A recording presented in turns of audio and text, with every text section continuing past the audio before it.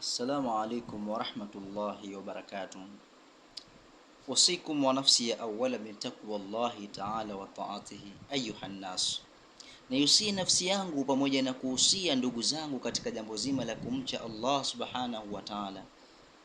Enyi ndugu zangu katika imani, wadada wa Kiislamu ambao mnajinasibisha na Uislamu, Mtume Muhammad sallallahu alaihi wasallam alisema kuambia masahaba zake, zitafika zama ambazo kwamba zama hizo wanawake watavaa nguo ile hali wako uchi. Yani wanawake watavaa nguo, watajistiri kwa mavazi, walakini bado wanatembea uchi. Leo hii ndugu zangu ni katika imani, ndugu zangu ni Waislamu, wadada wengi ambao kwamba wa Kiislamu wanavaa mavazi ya Kiislamu, ambao mavazi hayo tayari ni yale ambayo kwamba kazungumza Mtume Muhammad sallallahu alaihi wasallam kwamba watu hao au watakapofika katika siku za mwishoni wa dunia watavaa nguo lakini bado wako uchi. Bimaana angalia manguo ambayo kwamba Waislamu wanavaa.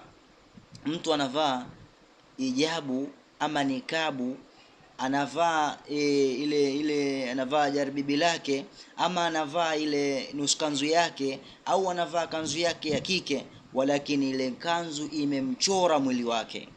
Ile kanzu au ile nguo ambayo kwamba anaivaa, ile abaya anayoivaa imemchola katika maungo yake, inamuonyesha mavazi kitu alichokivaa ndani. Vazi hilo linambana, linamchola mwili wake. Hii ndio aliyozungumzia mtume wetu Muhammad sallallahu alaihi wasallam kwamba watatembea ila hali wamevaa nguo lakini wako mwazi, bado wako uchi. Tuangalie stara watu wa zamani walikuwa wanavaa nini, wanavaeje, na leo tunavaa nini ndugu zangu ni katika imani. Kila kitu tunazungumzia utandawazi, walakini angalieni umma unateketea. Tuacheni maasi, turudini kwa Allah subhanahu wa ta'ala. Kwa nini tunayafanya haya ndugu zangu katika imani bila kumwogopa Allah subhanahu wa ta'ala? Tujibadilisheni mavazi yetu ya Kiislamu, si mavazi ya kubana makalio. Mavazi ya Kiislamu si mavazi ya kubana mwili au kuchola mwili ndugu zangu katika imani. Kwa nini tunabadilika? Kwa nini tunaenda katika mlongo ambao kwamba si sahihi?